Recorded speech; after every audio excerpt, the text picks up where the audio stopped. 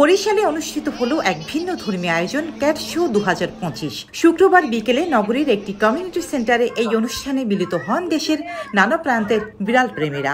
দেশি বিদেশি নানা প্রজাতির প্রায় 50টি বিড়াল অংশ নেয় এই আয়োজনে। কেউ চশমা পরে, কেউ রঙিন পোশাকে, কারো কপালে টিপ, সব মিলিয়ে যেন রঙিন এক বিড়াল মেলা।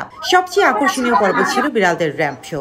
আদুরি বিড়ালকে কোলে নিয়ে লাল গালিচায় হেঁটেছেন অভিভাবকরা, প্রদর্শন করেছেন তাদের কিউটনেস আর সাজসজ্জা। এই আয়োজনে অংশ নেন নানা নামের পোষ্যরা, পুচি, অরিও, চেরি, কিটি, ভ্যানিলা, স্নোফি, সবাই যেন ছিল তারকা। পাশাপাশি অনুষ্ঠিত হয় প্রতিযোগিতা স্মার্টেস্ট ক্যাট, কিউটেস্ট ক্যাট আর বেস্ট কস্টিউম বিভাগে। মোট 5টি ক্যাটাগরিতে দেওয়া হয় 15টি পুরস্কার। ছিল ক্যাট ফুডের 7টি স্টলও।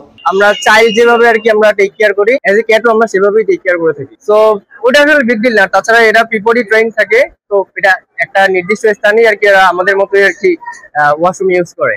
তো যে এতটা ঠান্ডা থাকতে আমি বুঝি নাই, ওকে অনেক ভাবে ড্রেস পরিয়ে প্র্যাকটিস করানো লাগছে। শখ তো একদম ছোটবেলা থেকেই বিড়াল ভালোবাসি, বাট ও হচ্ছে আমার কাছে 2 বছর ধরে, আর ওর ব্রিডটা হচ্ছে স্কটিশ ফোল্ড, বাট ও একটু বেশি দুষ্ট, এইজন্য নিয়ে আসি।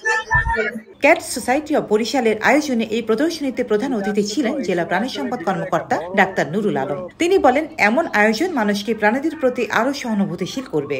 উল্লেখ্য, বিশ্বের বিভিন্ন দেশে এমন ক্যাট শো নিয়মিত হলেও বাংলাদেশে এই আয়োজন এখনো বিরল। তবে বিড়াল প্রেমীদের এমন উৎসব বলছে প্রাণীর প্রতি ভালোবাসা এখন দেশের ঘরে ঘরেও ছড়িয়ে পড়েছে।